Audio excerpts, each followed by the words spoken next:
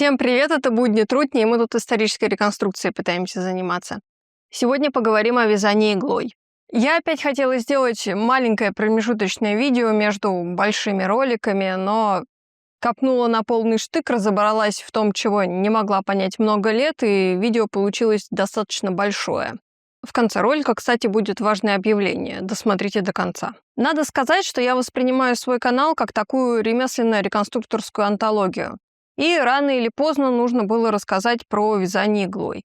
Почему я не сделала этого до сих пор? Потому что я вяжу стежком Осло, но не совсем так, как учат. То есть я вяжу без пальца и в другую сторону. Потому что мне так удобно. Конечный продукт, он получается такой же, как у всех, но показывать на камеру мне этого не хотелось. Сейчас я не вяжу носки на продажу уже 3 года, и, наверное, считаю, что неправильного вязания не существует, в таком широком смысле. В узком смысле, с точки зрения реконструкции, оно, конечно, может быть неправильным, но мы об этом поговорим. В общем, давайте договоримся. Я просто делюсь своим опытом, мнение свое не навязываю, Америку я в этом видео никакую не открою. В конце концов, на YouTube полным-полно видео, как вязать иглой. Нам бы стоило начать с исторической справки, но для того, чтобы ее понять, нужно хотя бы иметь минимальное представление о том, как вообще можно вязать иглой. Поэтому я просто покажу один из самых простых способов. Я набрала первый ряд петель. Как я это сделала, в данный момент не важно, потому что начать сложнее, чем продолжить. Сейчас я буду делать второй ряд петель, потому что моя задача показать, как создается полотно. Итак, вязание иглой. В английском языке используется слово nail-binding. Слово происходит из скандинавских языков и буквально переводится как «вязание иглой». По сути, оно было заново открыто для мира в 20 веке в Скандинавии и оттуда стало распространяться по миру. В русском языке специального отдельного слова сейчас нет. У нас просто вязание иглой, вязание крючком, вязание спицами. Хотя в XIX веке на русском севере зафиксировано обозначение словом «копание». Появилось вязание иглой задолго до вязания спицами. Отличается тем, что вся длина нити продевается через каждую петлю. Существует порядка 30 способов вязания иглой. Их также называют разными стежками. Ну и я в ролике также буду называть, хотя это, наверное, не совсем корректно. Преимущество вязания иглой в том, что если нитка обрывается, то изделие от этого не распустится. Его даже при желании очень сложно распустить. Минусы в том, что это относительно медленный процесс. Вот я провязала второй ряд петель. Но ведь можно и по-другому цепляться за предыдущий ряд. Я делала вот так, но еще можно вот так или так. И в изделии это будет выглядеть по-разному. Это все будут разные способы вязания. Это называется простыми стежками. Еще есть сложные, но до них мы дойдем. Очевидно, если петлю повторить 1000 раз, то получится вязаное полотно. Вроде разобрались. Теперь историческая справка. Считается, что самые ранние образцы вязания иглой были найдены в пещере Нахаль-Химар в Израиле. Датируются они примерно 7-9 тысячелетием до нашей эры. Там все сложно с датировкой, в общем, докерамический неолит. С фотографиями ситуация неоднозначная. Есть вот такие две схемы и описание, что фрагменты представляют собой ряды простых петель. Первый фрагмент, судя по всему, из какого-то растительного волокна. Про второй пишут, что он был сделан из человеческих волос. Также есть упоминание о цепочках петель из растительных волокон. Есть вот такая фотография, но к ней нет описания. Вот тут явно сплетено иглой. Чтобы вам не показалось, что это какая-то дремучая древность, где ничего сложного не было, я покажу вам еще фрагменты сложной шапочки из льняных ниток. Это все сплетено вручную, никаких ткацких станков тогда еще не было. О раннем текстиле можете, кстати, посмотреть мое видео про сумку из лыка. А еще был стрим про костюм каменного века. Надо еще упомянуть, что до бронзового века почти нет находок текстиля из шерсти. Овечья шерсть распространяется на Ближнем Востоке примерно с 5-4 тысячелетия до нашей эры. а в Северной Европе не ранее перехода от 3 ко 2 тысячелетию до нашей эры, то есть вместе с эпохой бронзы. Следующая находка из Дании. Со стоянки периода мезолита Тибриндвик. 4200 лет до нашей эры. Из луба какого-то дерева. И вот тут, кстати говоря, очень интересно, что есть основа, которая как бы оплетается утком, но уток еще и сам с собой переплетается. Так что это одновременно пример как раннего ткачества, так и вязания. Другой образец 3400 лет до нашей эры из липового лыка. Считается, что это элемент одежды. Еще есть фрагмент сети из Ордруб-Мос. Тоже Дания, тоже лубяное волокно, конец неолита.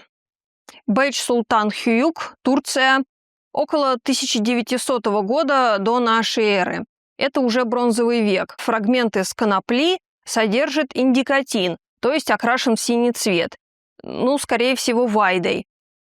Есть еще вот такая сетка с современной территории Голландии, относится к бронзовому веку, сделанные из шерсти. Сохранились предметы одежды, связанные иглой, относящиеся к бронзовому и железному векам на территории Китая. Береты из Таримской котловины в Синьцзяне. Известны 3 вязаных шерстяных головных убора, связаны все иглой, но разными способами. Очень условная датировка около 1000 года до нашей эры.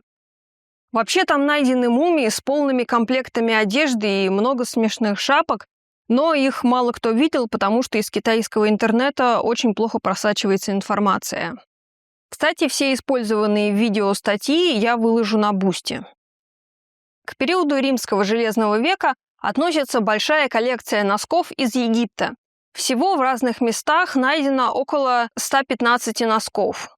Самые, наверное, знаменитые – это красные носки с 2 пальцами, относящиеся к IV веку нашей эры. Такая форма нужна, чтобы носить носки с сандалиями, но обычные носки тоже встречаются. Связаны они так называемым коптским стежком. В основном такие носки относятся к I-IV веку нашей эры, один относится к Птолемеевскому периоду, так что сейчас ученые стараются не использовать термин «коптский стежок», поскольку к коптам он имеет мало отношения, хотя термин, безусловно, очень удобный. Скорее они стараются говорить римский или позднеримский стежок.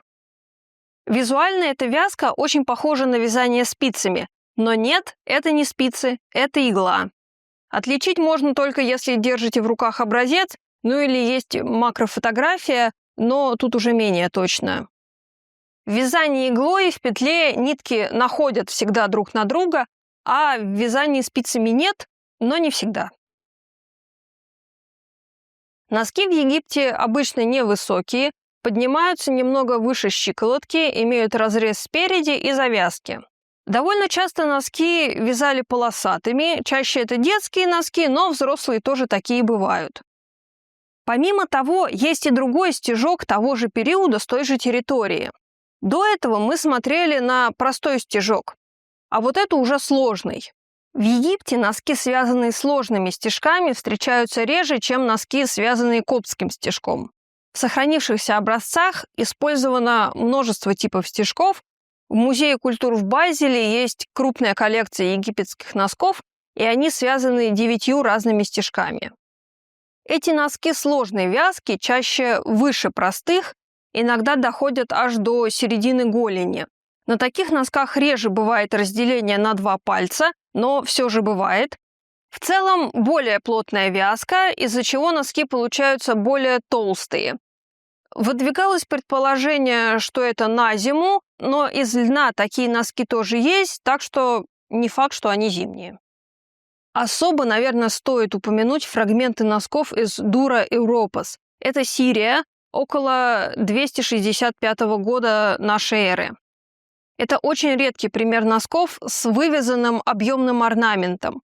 Помимо того, у него впереди был разрез со специальными вывязанными петлями под шнуровку. Вот так выглядит реконструкция носка. Как же все-таки вязать сложным вязанием? Вернемся к нашему образцу. Мы сцепляли петли предыдущего и следующего ряда.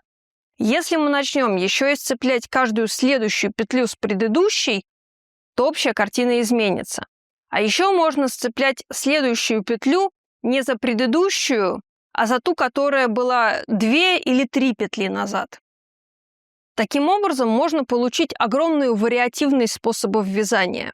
Если человек неправильно научился вязать, но изделие получается, то он просто изобрел новый способ вязания, новый стежок для вязания.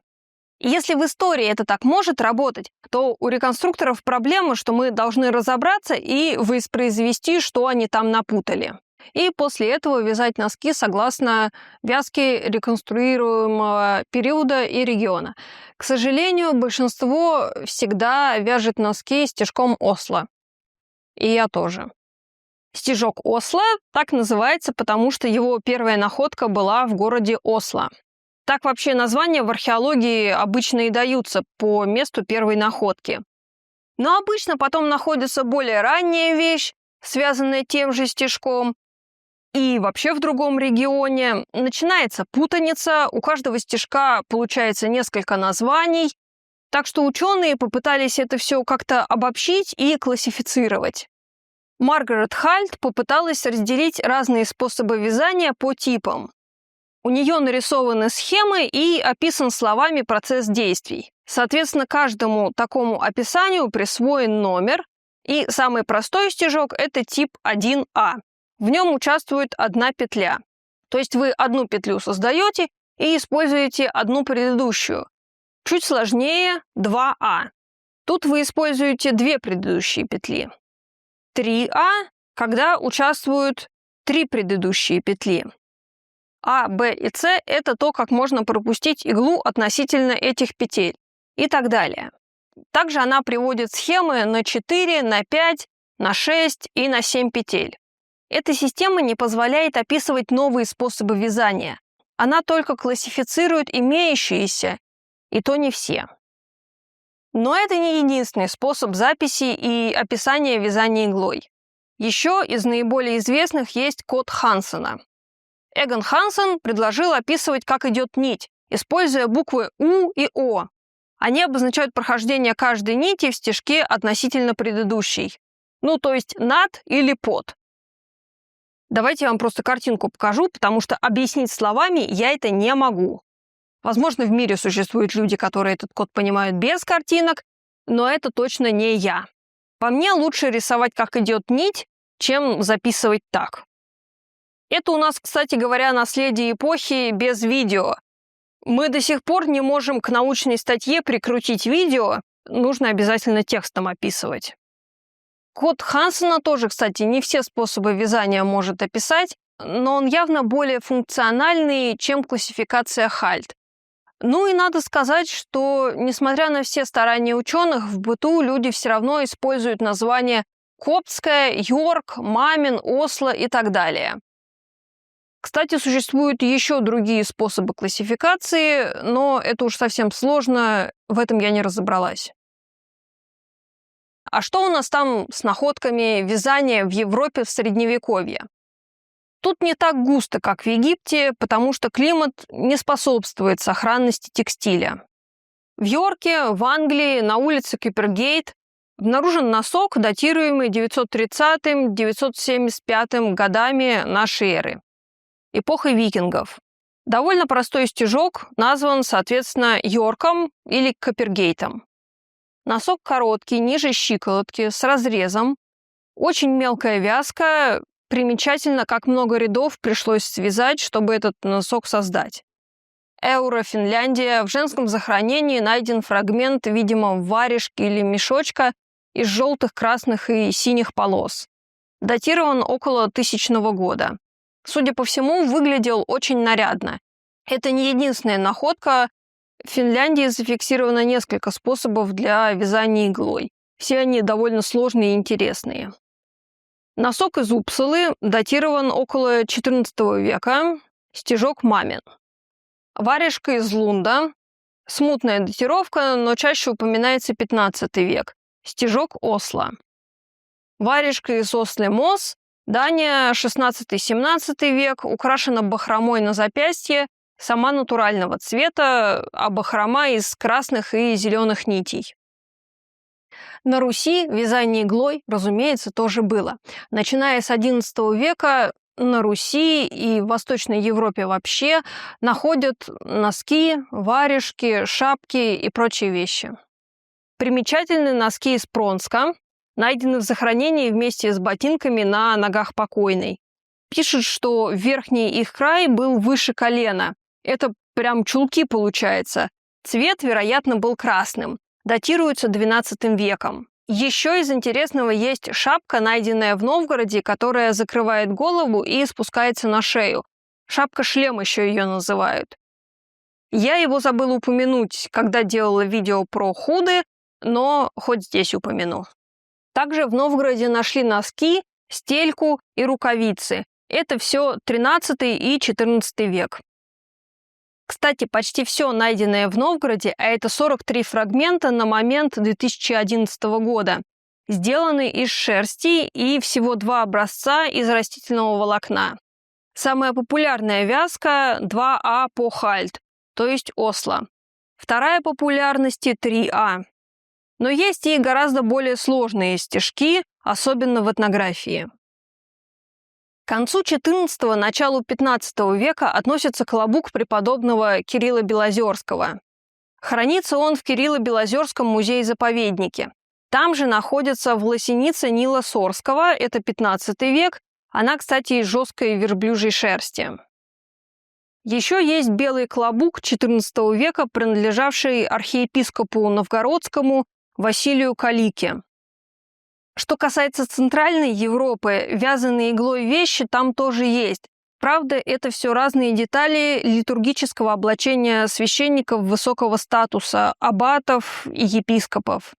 Каких-то простонародных изделий не сохранилось. Например, вот такая шерстяная шапочка принадлежала, по легенде, святому Симеону Трирскому, жившему в X-XI веках, связана она стежком Йорк. Сохранились так называемые перчатки святого Людгера. Датируются XI веком, сделанные из шелка и льна. Есть золотая вышивка. Очень тонкое и плотное вязание. Впрочем, все элитарные вещи этим отличаются. Еще сохранились чулки святого Германа, относятся к XII веку, сделанные из хлопка. Также к XII веку относятся перчатки святого епископа Пармы и кардинала Бернардо дель Уберти, который умер в 1133 году. Перчатки связаны из шелка. Мы поговорили о вязании в Евразии. А было ли оно в Америке? Да, было, и изобретено оно независимо. Самые ранние находки здесь – это головные уборы и шали, ну или шарфы, ну и разные декоративные нашивки и бордюры. Относятся они к культурам Паракас и Наска в Перу, датируются периодом между 300 годом до нашей эры и 300 годом нашей эры. Надо сказать, что все датировки там очень широкие. Все из шерсти и хлопка, ну, у них там ламы и альпаки есть, и очевидная местная разновидность хлопка. Видно, что это очень развитое ремесло, существует оно, судя по всему, и развивается здесь очень давно, просто пока нет более древних находок. Еще из интересного. Вот такие вязаные из хлопка сетчатые сапоги носили анасази в XII-XIV веках.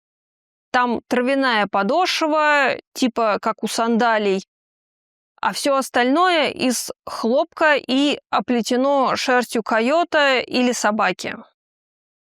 Вообще, надо сказать, что Южная Америка – это клондайк невероятных вязаных иглой вещей.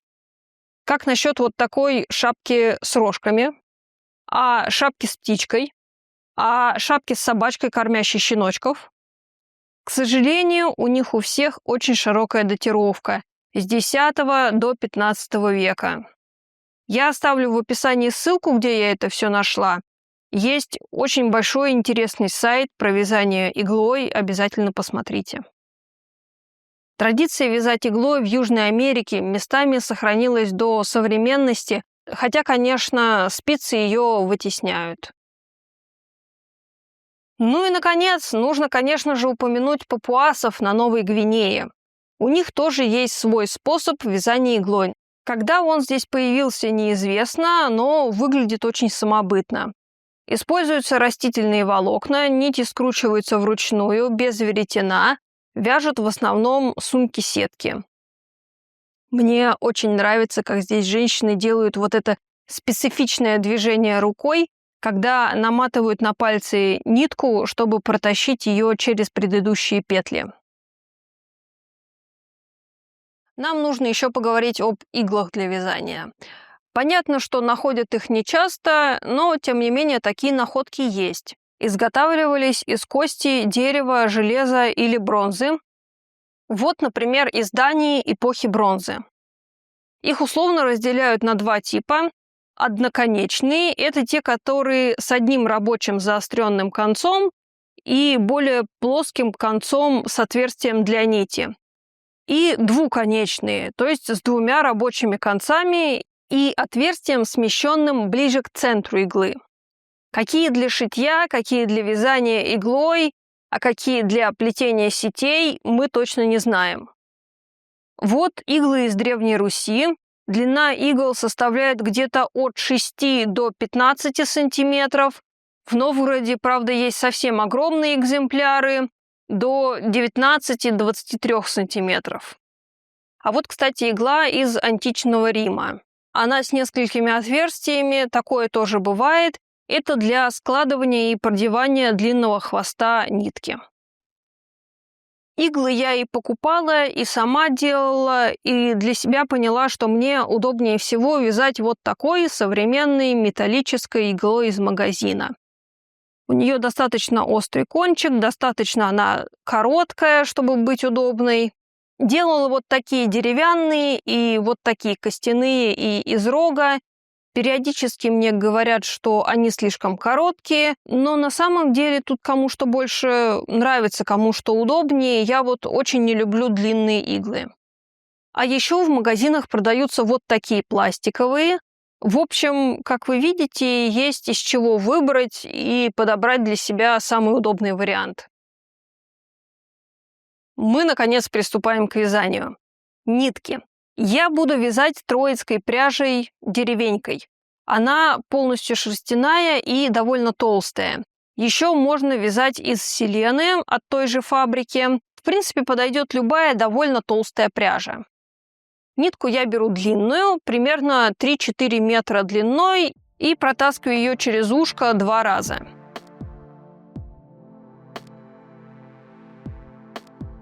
Теперь нужно начать. Можно начинать с мыска, можно с верха носка. Я всегда вяжу с мыска. Есть разные способы набрать первые петли, я покажу только, как делаю я. Сначала завязываю узел, но не затягиваю его. Это первая петля. Потом пропускаю через нее иглу, и формируется вторая петля.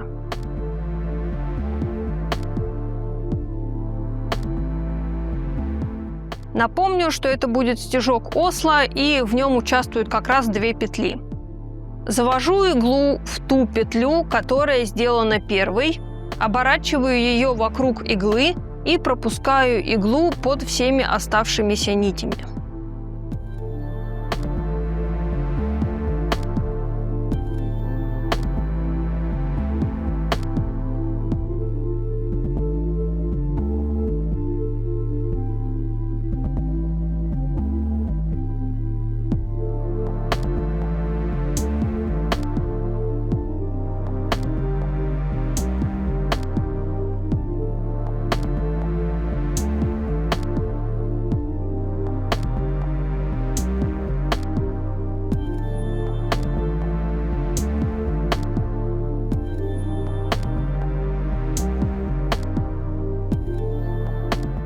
Я набрала 5 петель, теперь можно их закольцевать и начать вязать по кругу. Цепляю иглу за любое место первой петли и затягиваю нить.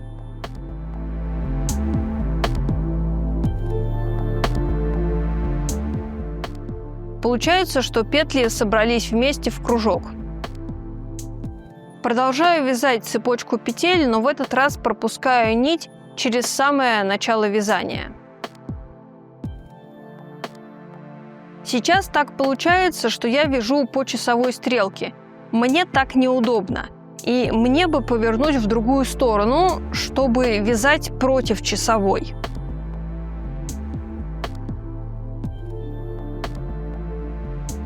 Для этого можно либо перевернуть вязание и начать вязать как бы с изнанки, либо просто повернуть в другую сторону, начав зацеплять новые петли за нижние петли предыдущего ряда.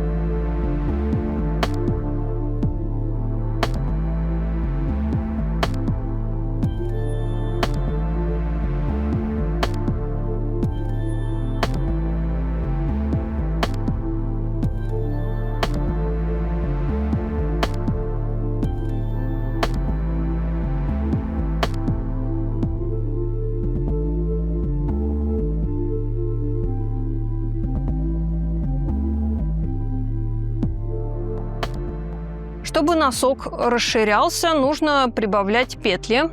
На одну петлю предыдущего ряда навязываю 2 петли нового ряда.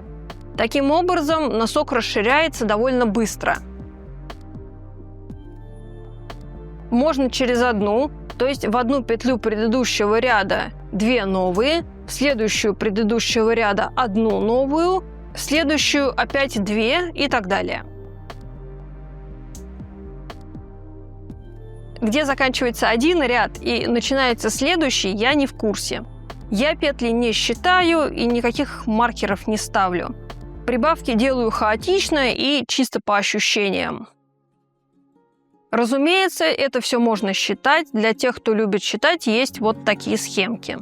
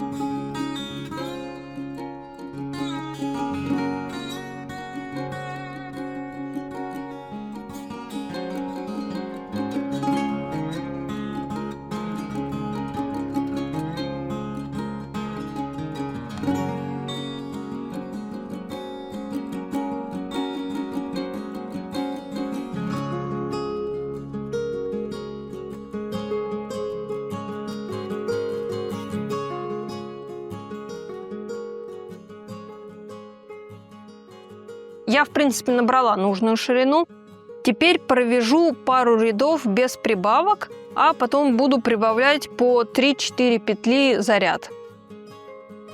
Что делать, когда закончилась нитка? Идеально, если вы приплетете следующую нить к предыдущей.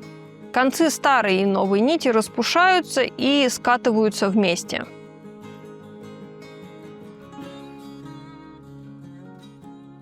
У меня это плохо получается, плюс мне кажется, что это слишком долго, поэтому на самом деле обычно я просто вяжу узелки. Либо ткацкие, либо обычные.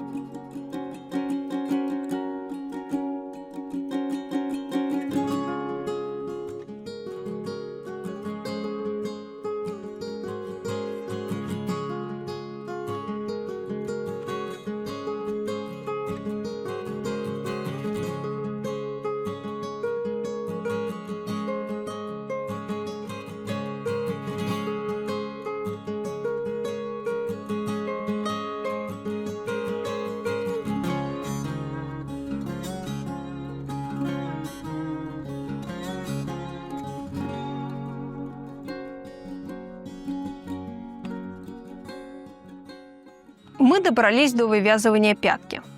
Существует масса способов связать пятку. Самый очевидный – это связать ее отдельно, также по кругу, как я начинала носок, и потом привязать эту пятку уже к основной части. Второй вариант – это связать цепочку петель, которые не связаны с предыдущим рядом, и уже от них начать вывязывать пятку. Сделать это можно разными способами, как на картинках.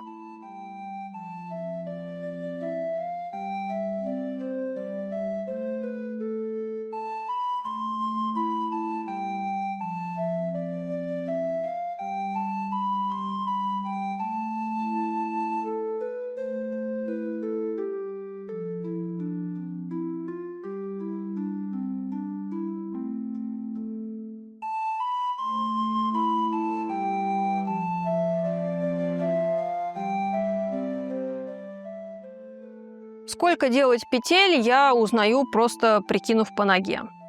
Дальше я продолжу, как и раньше, вязать по кругу и буду постепенно убавлять петли.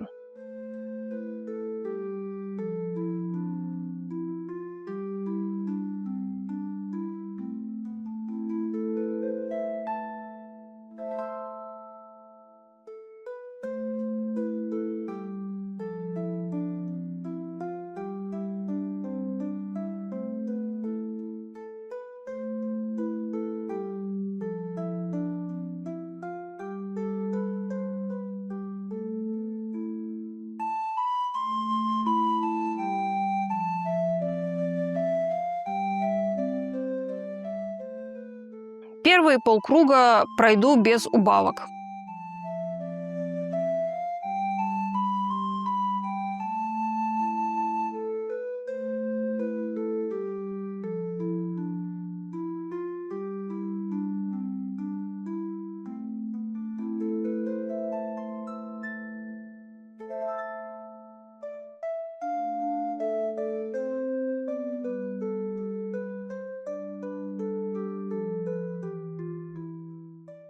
Когда я дошла до угла, образованного воздушными петлями, то начинаю убавлять. На 2 петли предыдущего ряда навязываю 1 петлю нового. Здесь я уберу 3 петли. Дальше буду вязать как обычно, пока не дойду до того же места с другой стороны носка.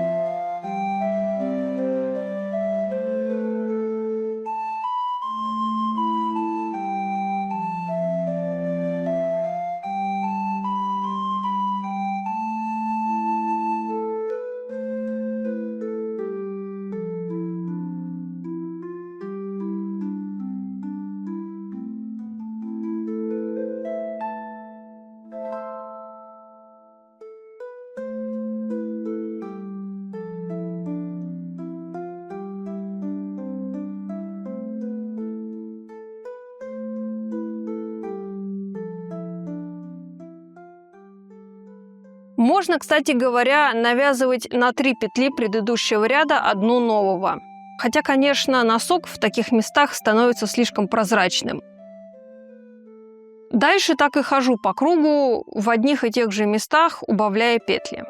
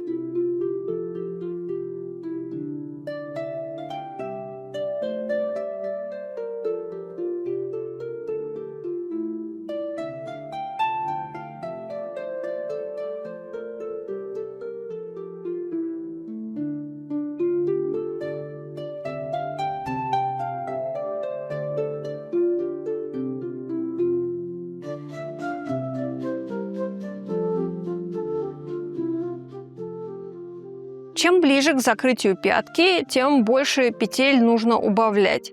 В какой-то момент становится так тесно разворачивать иглу, что я просто зашиваю или заштопываю оставшееся маленькое отверстие.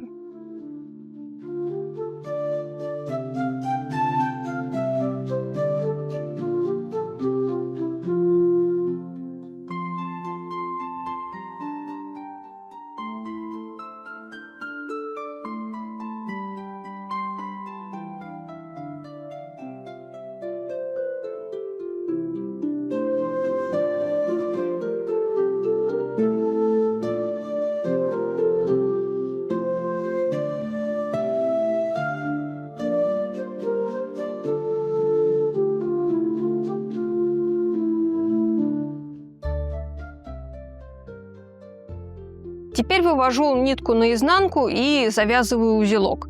В принципе, в этом нет никакой необходимости, но так как-то спокойнее.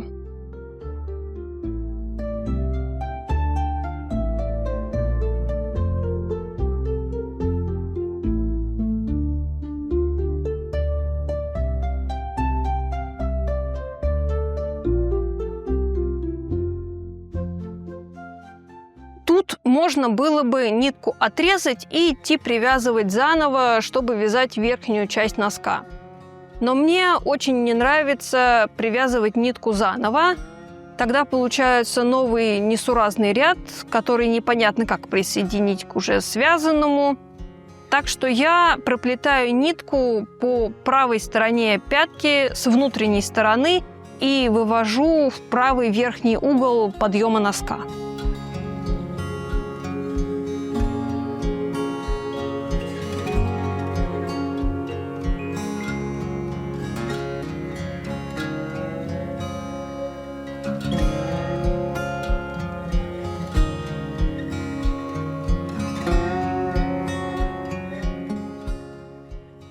Чтобы в углу не получилась дырка между вот этими старыми рядами и новыми, которые я сейчас буду навязывать, я петли предыдущего ряда использую как петли нового, через которые буду протаскивать нитку. Ну а дальше все по накатанной иду по кругу. На первом кругу я убавок не делаю.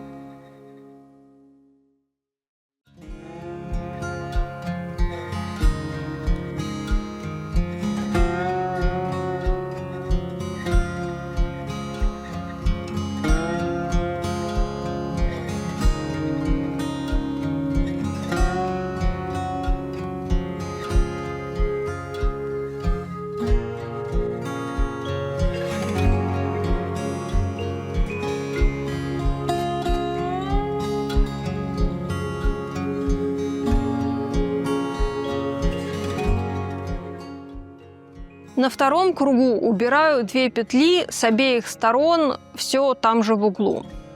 При этом на самом верху подъема 2 петли прибавляю.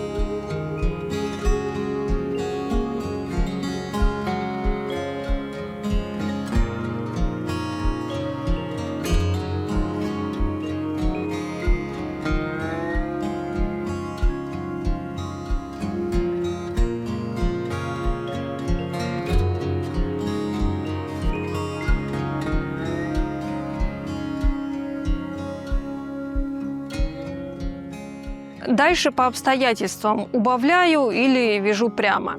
Примеряю после каждого ряда, потому что нужно, с одной стороны, чтобы в носок пролезала пятка через голенище, но при этом, чтобы голенище не было совсем свободным и хорошо облегало ногу.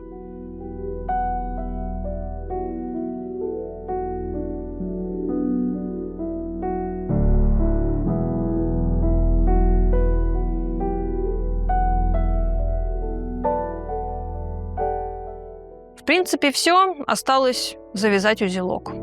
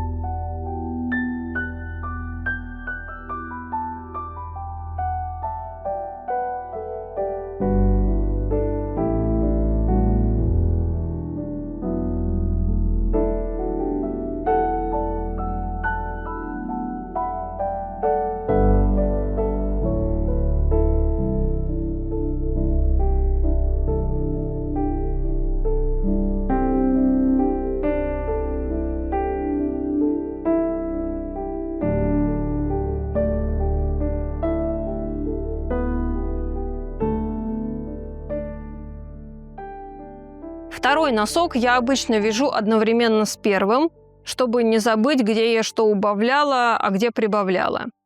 Это чтобы они были одинаковыми по форме. В этот раз носки получились довольно рыхлые. Где-то я, видимо, петли пропускала, где-то недостаточно затягивала, но я напомню, что я не вязала 3 года. Плюс к этому, вообще-то, обычно я вяжу из двойной нитки. Тут просто для видео так было нельзя, потому что тогда бы было куча непонятных петель, и мы бы с вами запутались. Оправдалась, в общем. В принципе, форма носков может быть разная, в зависимости, где прибавлять, где убавлять. Для примера могу показать разные носки, которые вязала очень давно. Эти полосатые я вязала из пряжи, которую красила мореной хвощом. Видео про это есть на канале. Можно заметить, что здесь более такая выпуклая пятка. Также с помощью прибавок и убавок можно вывязывать, например, вот такую голень на гольфах. Как можно заметить, можно вязать одновременно 2 иглами, ввести по кругу 2 разных цвета, и носки будут тогда полосатыми. Сколько ушло времени на носки? На 2 вот этих носка у меня ушло 11 часов, это 38 размер. Очевидно, на 45 ушло бы часов, 18, наверное. Еще скорость зависит от стежка. Йорком будет медленнее, чем Осло. И тут возникает вопрос, а сколько вообще должны стоить носки, вязаные иглой? Это в целом такая большая болезненная тема, сколько должны стоить вещи в исторической реконструкции. С одной стороны, вязание не требует каких-то умственных усилий, и вязать можно просто под сериальчики. Наверное, это можно расценивать по ставке минимального размера оплаты труда. На 2026 год в России это 27 093 рубля. Если мы считаем, что в месяц у нас примерно в среднем 160 рабочих часов, то получается, что 1 час стоит 169 рублей. Умножаем на 11 часов, получается 1862 рубля. Плюс пряжа, в розницу она стоит примерно так рублей 200, получается 2062. Ну, давайте округлим до 2100. В конце концов, там нужно сходить в магазин за пряжей, пообщаться с заказчиком, потом упаковать все для заказчика, отнести это все на почту, чтобы отправить. Ну, так, в среднем, давайте думать, 200. Но, с другой стороны, можно ведь посмотреть на ситуацию по-другому. Вязание иглой – это не то, чтобы очень распространенный навык. Да, никому не нужный, но редкий. Но ведь и бывают работы, которые нормально оплачиваются, но при этом их можно работать под сериальчики. Плюс к тому есть некоторый вред здоровью от вязания, потому что, когда очень долго вяжешь, вот это вот монотонное движение, вытаскиваешь эту иглу с длинной ниткой, и у меня начинает болеть плечо. Так что давайте на это посмотрим с точки зрения средней зарплаты в России. По данным Росстата, это примерно 100 тысяч. Понятно, что у большинства зарплата меньше, но это официальные данные. 625 рублей в час. Мы умножаем на те же 11 часов, прибавляем 200 рублей на пряжу и получаем 7075 рублей за носки 38 размера. Сейчас цены на короткие носки в реконструкторском сообществе лежат где-то в промежутке между 1900 и 2900, вне зависимости от размера носков. Я к чему это все? Цены на клепанные кольчуги за последние лет 5, наверное, 7 поднялись в 2 раза. То есть это где-то с 30 тысяч до 60-80 тысяч. И, в общем-то, сообщество отнеслось к этому с пониманием. На носки цена поднялась за тот же период, максимум на 700 рублей. И мы все еще не можем преодолеть вот этот вот психологический порог 3000 за носки. Хотя окружающая реальность убежала гораздо дальше. Я не призываю поднимать цены на носки, я тоже не могу преодолеть вот этот 3000-й порог. Я просто для себя в какой-то момент решила, что вязать носки на продажу нерентабельно. Однако я, как и всегда, в своих видео призываю вас делать все самостоятельно, в том числе и вязать носки. Нам остается поговорить о том, как такие носки изнашиваются и как их чинить. Есть у меня вот такие очень старые носки. Я их штопала уже 2 раза, это будет 3-й. Правда, раньше я до такого состояния их не доводила. Шерсть постепенно сваливается, и нитки истоньшаются, и в конце концов они рвутся. Но место рядом при этом не распускается. Кстати, если вы вяжете и что-то не то связали, то проще просто отрезать ряд, чем его распускать. Между прочим, носки XVIII века могут и не иметь пятки, они просто такая единая колбаса, чтобы, если он протрется, то его можно было просто провернуть на ноге и заштопать когда-нибудь потом. Собственно, на своих носках я сейчас просто отрежу все лишнее и буду заново вывязывать пятку. Все тем же способом вязания, каким они были изготовлены. Осло.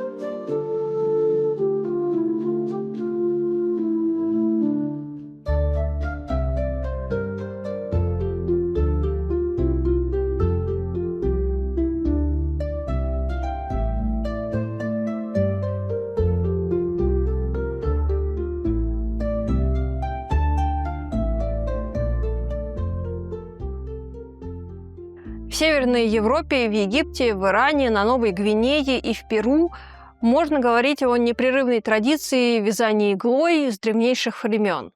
Про вязание иглой любят писать, что это такая забытая техника.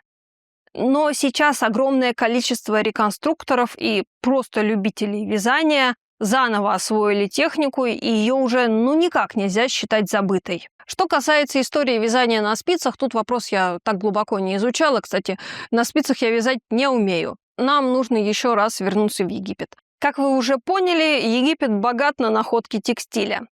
Так вот, еще в Египте были найдены бело-синие носки. Их опять довольно много. Короткие, длинные, разные. Но в основном, кстати, длинные. И они, судя по всему, уже связаны спицами. Относятся обычно к X-XII веку. Сделаны либо из шерсти, либо из хлопка. В тот период Египет находится под властью фатимидского халифата. Родина этого способа вязания находится где-то на Ближнем Востоке, предположительно в районе 500 года нашей эры. То есть вязание на спицах распространяется с арабским завоеванием. В Европе оно раньше всего появляется как раз-таки в Испании. Найдены наволочки для подушек в захоронении наследного принца Кастилии Фернандо де ла Сера, умершего в 1275 году. В Центральной Европе вязание спицами распространяется с XIV века и поначалу применяется для изготовления элитных вещей. К XVI веку вязание на спицах становится таким демократичным и массовым. В Россию оно приходит в 17 веке. Вязание спицами и иглой какое-то время существует параллельно и на равных. Вязание иглой продолжает существовать в Европе и в XIX, и в XX веке. Правда, уступает своей позиции и сохраняется только в совсем глухих местах на русском севере и в Скандинавии. Ну а в 20 веке, как я и сказала в начале ролика, мир открывает вязание иглой для себя заново, и оно начинает свое новое распространение из Скандинавии по всему миру. Как обычно, поверхностный ролик получился. В общем, подписывайтесь на Boosty, на канал тоже подписывайтесь, в ВК тоже я видео выкладываю, и есть канал в Телеге, там посты практически каждый день про всякие мои изделия. Теперь обещанное важное объявление. Мы строим домик на форпосте. Вообще мы начали его строить еще год назад, но показать было нечего. В данный момент мы ставим каркас, будет контент. Зимой мы учились делать средневековые окна, тоже я это все снимала. Проект, очевидно, дорогой, и мы будем играть строителей, судя по всему, несколько лет. Так что будем благодарны, если вы поддержите этот наш проект. Сейчас я выкладываю маленькие отчетики по ходу работ, все там же на Boosty. А на этом сегодня все. Это были будни трутня. Пока!